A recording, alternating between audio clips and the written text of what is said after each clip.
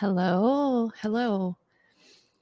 Welcome everyone to this evening's little education session. We are going to talk about a holistic approach to stress management today.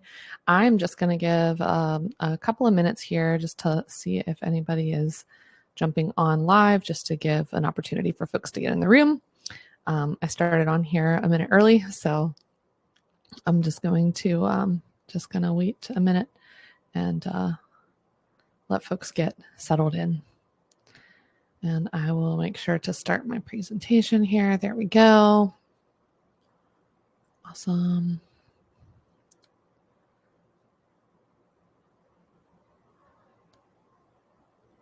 All right.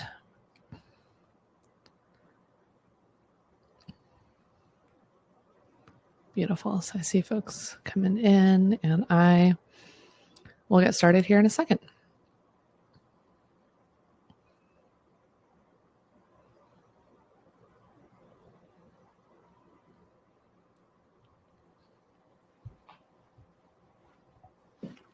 For those of you who I have not had the pleasure of meeting yet, I am Jackie. Hi, nice to meet you. I am a functional medicine nurse practitioner, certified through the Institute of Functional Medicine. I am also a Reiki master and certified in somatic breath work and heart bath facilitator, angel work, a whole bunch of other modalities. But my passion is for helping to bridge the gap between conventional and alternative healthcare, and also to help people understand the mind-body connection, and to try to take some of these concepts from functional medicine space and the alternative medicine space and bring them into kind of real life scenarios and try to make them tangible things that you can do in your life to actually feel better. So this is one of my favorite topics to talk about is stress management, because most of us are really freaking stressed out these days. And, life is going to life. Like, there are going to be stressful things happening in life, and we just have to have tools to manage that. So I'm going to go ahead and jump in here to a few things to go through my slides and talk about this a little bit. And then after this, members are, of course, welcome to come jump over into the Zoom call for Q&A, and I can address any one-on-one concerns that you have at that time. So in this workshop, we're going to talk about a new way to think about stress as it relates to our health. I hope that you will gain an understanding about how your emotional and energetic state impacts your physical health, understand the real connection between mind, body, and spirit, and learn some tools and techniques that you can use to master your emotional and energetic state. So first of all, we're going to just start with make sure that we're on the same page in terms of definitions here. And what is stress? Stress is not just an emotional state. It's not just, oh, I'm so stressed out this week. Our bodies were made to prioritize our survival. So your body wants you to survive. It is programmed to make sure that you live to see the next day. It is constantly scanning your environment, scanning everything. It's monitoring what's going on inside your body, outside of your body, the people that are around you, your environment around you. So much information that's coming in. And you have this part of your brain called the limbic system. And this limbic system is a very ancient part of the brain. This is a part of the brain that we share with a lot of other beings in the animal kingdom. We forget that, we're humans and we're smart. And we have these, big developed frontal lobes and thumbs, and but we forget that we're still animals and we still have these things programmed into our nervous system. So your limbic system's job is to react. It is to monitor and to know when something in your environment is not safe. There is a danger present. And so it will trigger that response in you. And it's a very kind of black and white, safe or not safe response. And then, of course, with time, our thinking brain can kind of process through things and kind of correct those if the judgment that your limbic system made was wrong or was inappropriate. But that a lot of these things happen on a subconscious level that we don't even recognize. It's important to know. So stress is just anything that's activating our nervous system, that's activating our stress response in our body. Not all stress is bad, right? Stress also pushes us to improve, to get faster, stronger, smarter. Like your body builds defenses in response to stress. So, like exercise, weightlifting, for example, weightlifting is a stress on the body. It puts a strain on the muscles. It can have breakdown of muscle tissue because the strain was too much and it's micro injury. And in response to that stress, your body is like, oh, dang, we need to have more muscle because we have this need to lift heavier things. So we need to strengthen that muscle. We need to build more muscle tissue. That's how you build muscle from exercise. Your body, learns how to respond to stress. And so stress can be a positive thing. So not all stress is bad. I'm going to just, don't get too overwhelmed with the graphics here. It's just to try to give you a little bit of frame of reference. But when we look at our stress, our nervous system in the body, we have two branches of our nervous system. Okay. We have our sympathetic nervous system, which is our fight or flight response. And we have our parasympathetic nervous system, which is our rest and digest response. Your nervous system is in one of these two, your autonomic nervous system. Autonomic nervous system is in one of these two pathways. It's never in the middle. It's in one or the other. We were not meant to live our lives in a sympathetic activated state.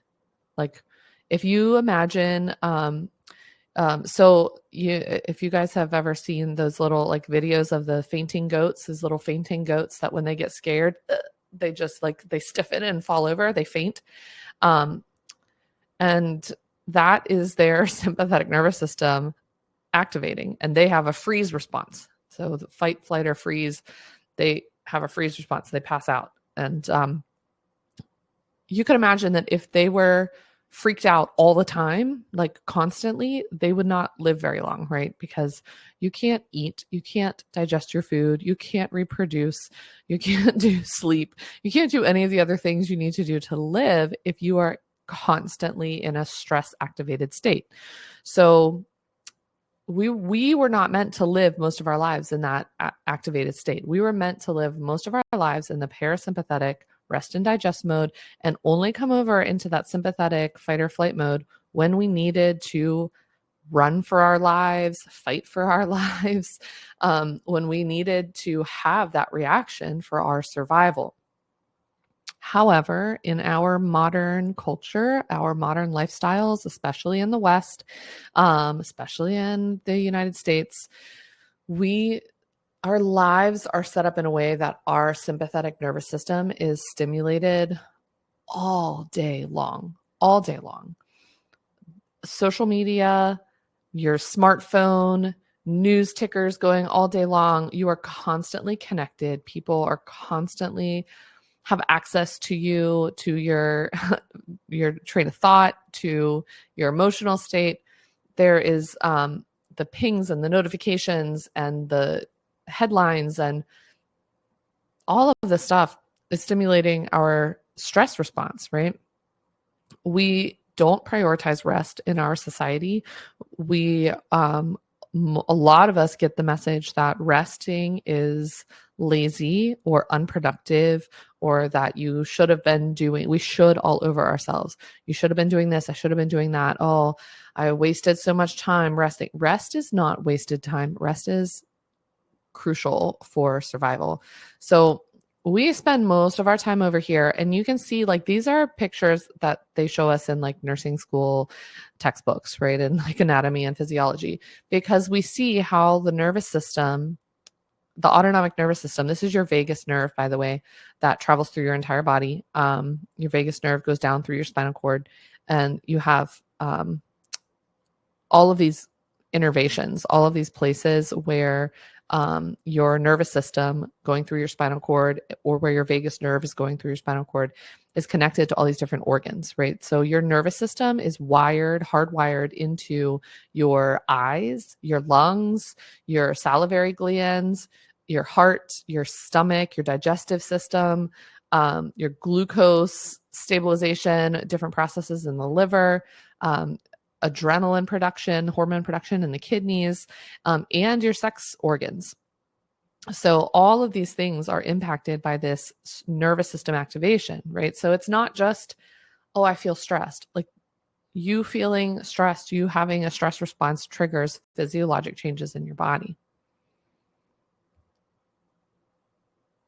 Stress, we typically think of mental emotional stress, but stress from what the body thinks of from your nervous system's perspective can include a lot more. So stress can come from the foods you eat. So remember that your brain is constantly surveying everything, all of the information that's coming in, and the information, your food is information. It is sending a signal, information to your brain about the status of your environment, what things are around you, what is in your environment that you are consuming through your mouth. So foods that you eat that maybe have preservatives, artificial chemicals, dyes, sweeteners, these kind of things that your body isn't necessarily programmed to know that as food, right? It might just see that as a toxin or a chemical or some foreign substance, right? So that can be a stress on the body. Difficult or painful situations, of course, that mental emotional stress is a source of stress. Like, that's one of them, but it's just one of them. Infections in the body. If you have an infection, that's a stress on your body. It takes extra energy. It's a threat to your body's survival, and it takes extra attention and effort in order to get over that. Toxins in our environment, perceived emotional mental stress. Okay. So what this means is, like, painful situation, you cut your finger, you actually injured yourself, there was an actual injury, or somebody you love says something horrible to you, it says something hurtful and really horrible to you. That would be an actual, like, emotional pain, emotional stress that would happen, right? But perceived mental and emotional stress, so your thoughts. If you are in the shower and you are thinking about a conversation that you have to have with somebody tomorrow, and you are nervous about that conversation, and you're like, I'm going to say this, and then they're going to say this, and then I'm going to say this, and then they're going to go off on all these things, and then I'm going to say this thing, and then I'm going to try to do X, Y, or Z, and then they're going to do this. Most of you have probably done that at least once in your life, had these, like, you have the conversation in your head before it even happens, right? As you're going through that situation is not actually happening in that moment, but your nervous system will be activated as if it was actually happening. So your thoughts will trigger, it is a perceived threat that you're thinking about that hasn't actually happened in real life yet, but your body will start to respond to that. It will trigger these changes in your physiology from your nervous system being activated. I also give the other example of, like, watching a crime drama on TV. Okay. Your nervous system was not developed with you, like, with the knowledge that we would have television and we would watch people get murdered on television, like, for entertainment purposes. So when your eyes are seeing images of somebody chasing people around with a chainsaw or whatever it might be, your even though you're conscious, your higher brain knows that you're watching television, your emotional brain, your subconscious brain does not know the difference. This is why if you're watching, like, a stressful movie or TV show, you might feel yourself tense up, you might feel like jumpy or whatever. Your body's doing that. That's a physiologic reaction you're having to made up stuff that's not even happening in real life. So you really have to pay attention to, like, what are you consuming? What are you consuming? What information is coming in? Are you watching all of the horrific news headlines right before bed? That's going to trigger a stress response. Are you watching crime dramas right before you try to go to sleep? You're just ramping up your nervous system before trying to rest. Like, it's not going to work in your favor.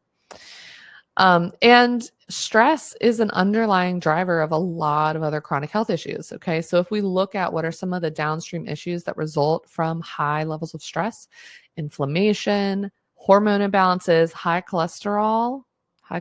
Did you know that can be related to stress? High blood pressure, of course, prediabetes, gut health issues. These are just a few of the areas that are impacted with long-term high levels of stress exposure. So now that we've kind of talked about all the different ways we can think about those stressors, I want to talk about our energetic state. I'm going to sit back a little bit because it's a little more comfortable. So our energetic state, I know I said in the beginning that I am a Reiki master, and Reiki is a form of energy healing, but I am going to come at this from a less woo-woo perspective. Okay, so stay with me if you're not super into into the woo-woo spiritual stuff. I give this presentation to medical professionals and all kinds of other. I give it to a group of chemical engineers, and so we're gonna approach it from a little bit of a different way. So just take a breath and just bear with me, okay? Our energetic state. We live in a vibrational world. Everything that we perceive is vibration. If you look at the basic physiology of like how we see color, how we see light travels in wavelengths, right? You may have studied this in school, in high school or college. Light travels in wavelengths, right? You have the whole spectrum of light, and those are different wavelengths of light, like from ultraviolet to infrared, that whole spectrum of light, different wavelengths, right? We see color, like if something looks red, it looks red to you because that's what's being reflected. Those are the wavelengths that are being reflected back into your eyes to be interpreted by your brain. Your brain is interpreting that vibration, those wavelengths of light. The way that we hear sound, the sound of my voice is a vibration. My vocal cords are vibrating air to create a certain frequency that transmits this sound, and that those wavelengths of sound hit your eardrums, and your brain interprets that as sound and language. Touch. Feeling touch is vibration. It's feeling the vibration on the skin. Very subtle vibration. So literally everything that you see around you, you are only seeing or hearing or feeling because your brain is interpreting wavelengths, aka vibrations. Okay, so we live in a vibrational, energetic world. Most people will agree that electricity is a form of energy, right? Electricity is energy. You might say, I got my electricity bill, or you might say, I got my energy bill, right? Like the electricity is energy. So if we think of that, when we in traditional healthcare, when we get an EEG, an electroencephalogram, we are measuring the electrical activity of the brain. We are measuring the energy, the energetic activity of the brain. When we measure an EKG, an electrocardiogram, we are measuring the electrical activity of the heart. We are measuring the energetic activity of the heart. So our bodies emit energy. Human beings emit an electromagnetic field. This is measured. This is measurable. And for most people, it extends about 3 feet from the center of the chest. Okay, so we emit an electromagnetic field. Most folks, when I talk to them, have had an experience. Maybe you've had an experience where you walked into a room, you don't know what was happening before, but you walked into the room and you could just feel the tension. You're like, ooh, I don't know what was going on in there. There was some drama. I don't want any part of it. And you leave, right? Or you might see like kids and animals are really sensitive to this, right? Like animals pick up on the energy that other people are giving off. Kids pick up on that. I know with my children, like our kids, if you're a parent, your kids look to you to co-regulate. Their nervous system looks to co-regulate off of your nervous system. So like when my energy is tense or irritable or angry, my kids are tense and irritable. And if I stop and I just I just calm myself,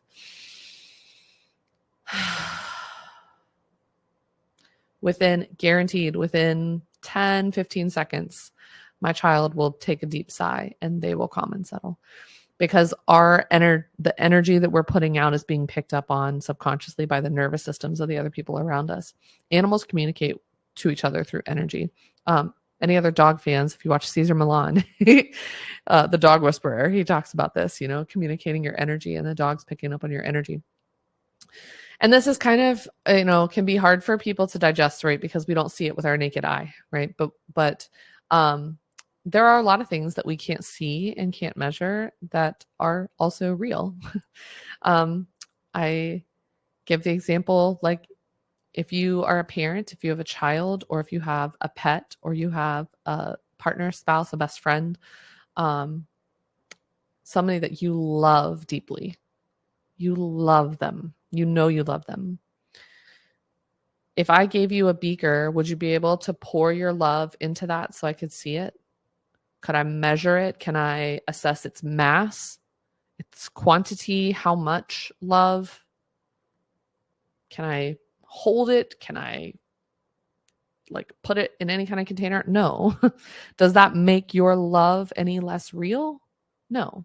There are lots of things in our universe that we do not fully understand. And just because we cannot see it does not make it less real, but you feel it, right? You feel that love, and people feel the energy of other people, right? So our emotional state, our emotions create different frequencies, different vibrations, or different energies that we express out.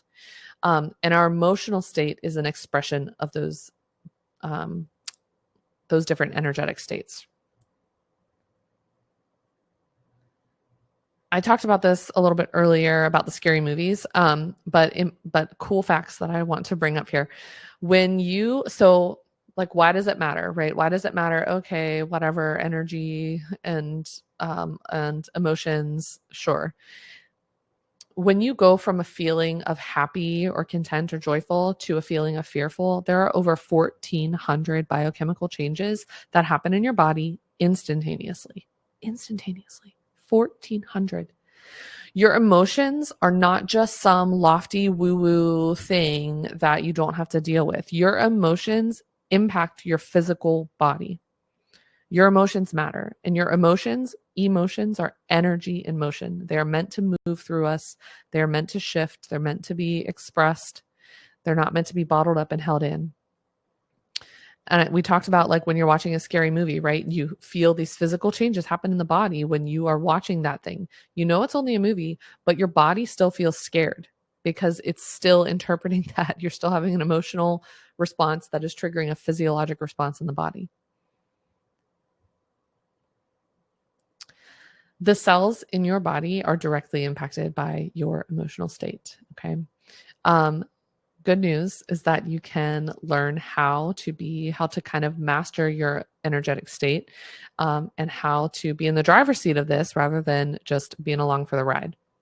So these are the three things that I talk about when we think back to all of those different definitions of stress. When we think about stress, can be from your food, from your environment. It could be lack of sleep. It could be blood sugar swings. It could be toxins or infections. It could be mental, emotional stress, But we know that our lifestyle is the way it is, right? We live in the culture we live in. And so how do we handle that? To simplify all of the things, right? I simplify it down into these 3 steps: maximize, minimize, prioritize. You maximize the raw materials that your body needs in order to thrive. This would be whole foods, nutrients, clean water, clean air, sleep, rest, and joy. You minimize your exposure to the things that you know are harmful.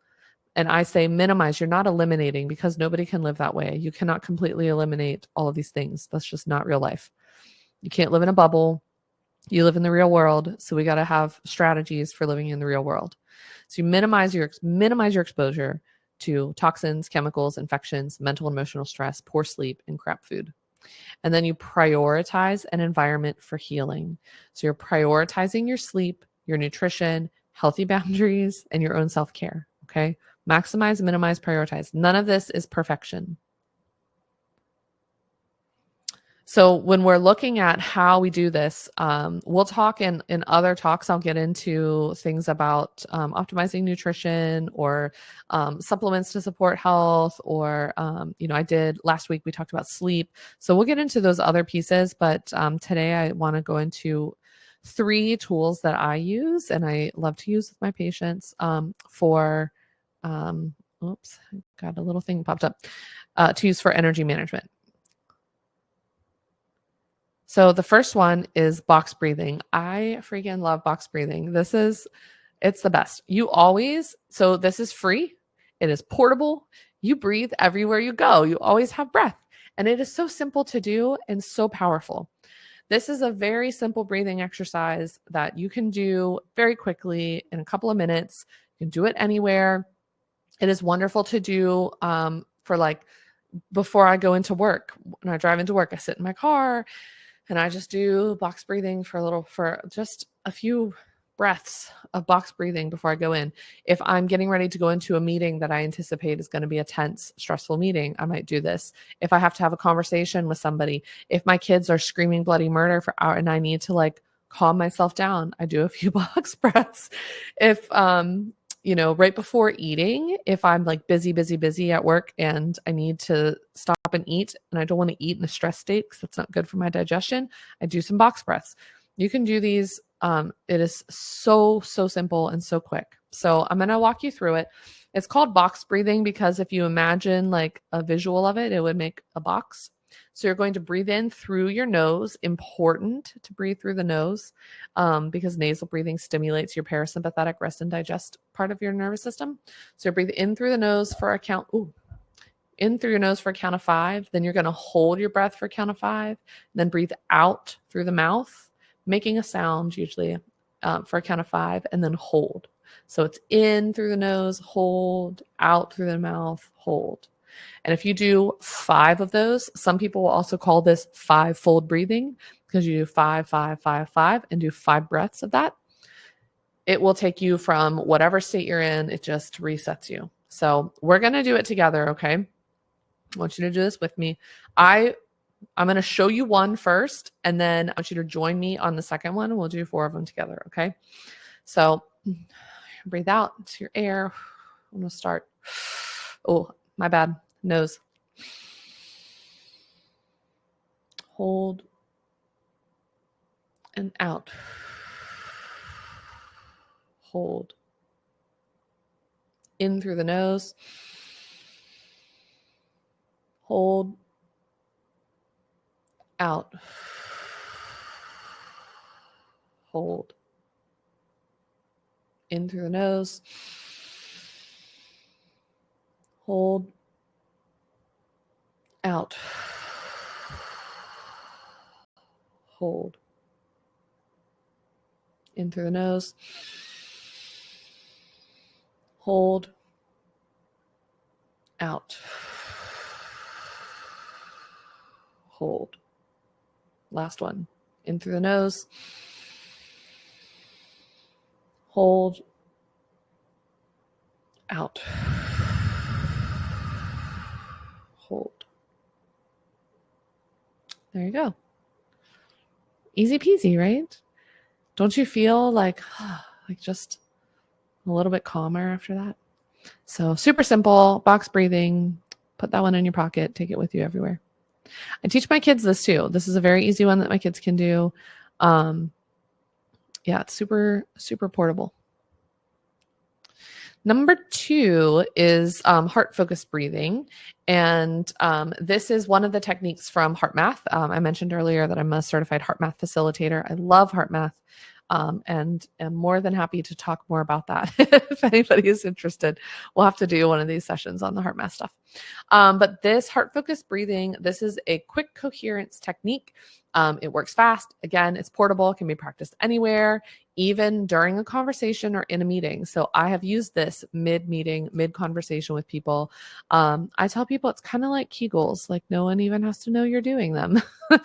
Once you practice it a little bit, when you first start, of course, it's a new thing, but once you practice a little bit, you can do this while you're talking to people. You can do this in a meeting, in a conversation, and it's really great. So the steps you can see here, and this QR code is a link to a free HeartMath training that you can sign up for if you're interested. It's just their free introductory course, and is really great.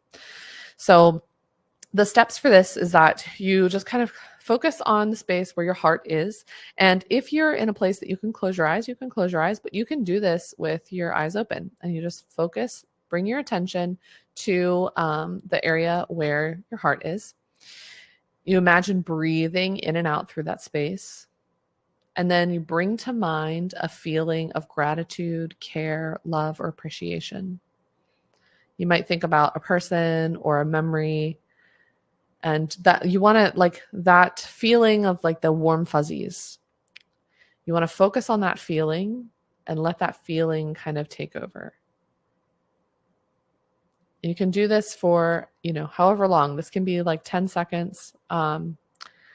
I oftentimes will think about, like, I will bring up memories of my kids when they were babies, when they were like sweet little babies. And I would just, either feel them like nestled up underneath my chin, or I think about my cat sometimes that I've adored, Mr. Whiskers. He was my soulmate, my feline soulmate.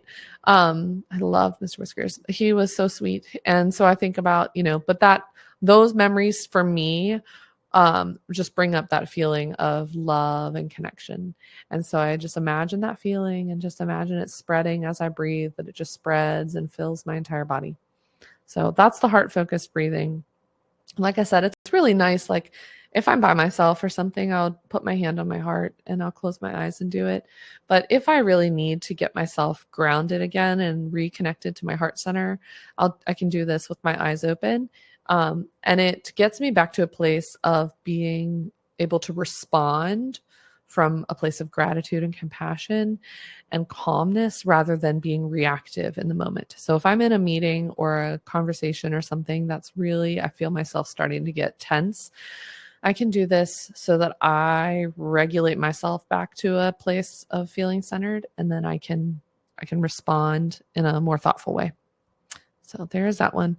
I'm a couple minutes over, so I'm going to go to the next one. Oh, another one of my favorites, EFT, Emotional Freedom Technique. EFT is so cool. It is also known as tapping.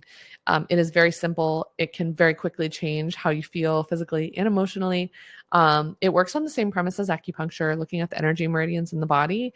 Rather than acupuncture needles, you're tapping on these places on the body. Energy can sometimes get stuck in our bodies, so tapping on the areas helps too. While you're setting intentions for what you're wanting to do, it helps to signal your nervous system and your subconscious mind, and then helps to release any stuck energy. This can be great for anxiety, nerves before performances, presentations, physical pain, night terrors. There's really interesting publications on EFT in the veteran population with night terrors and PTSD symptoms. And I got exposed to it because a therapist of mine led me through EFT. I was processing through some pretty heavy trauma, and I had just the most intense, powerful release. It was unbelievable.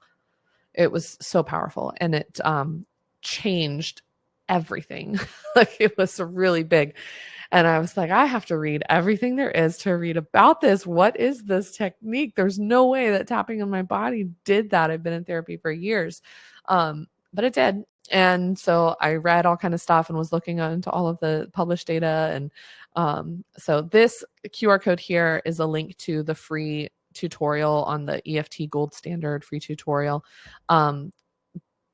So you can look there to get some free resources. There's also a ton of people on YouTube that have tapping videos that you can follow along with. I tell people, you may as well give it a shot, right? Because this doesn't have EFT, breathing.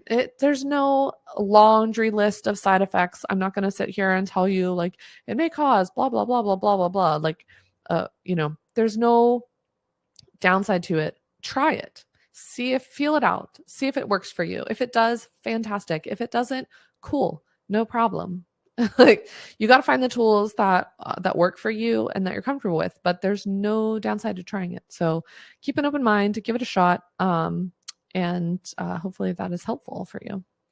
Other things that can be helpful with regulating your energy can be grounding. So like standing barefoot on the earth, on the ground, meditation, of course, prioritizing sleep. Sleep is the most parasympathetic thing you can do. It is the most parasympathetic thing you can do. So prioritize your sleep, please. Every part of your body will thank you. Reiki, I love Reiki. Huge fan. And spending time in nature, forest bathing can be really wonderful for helping to regulate your nervous system as well.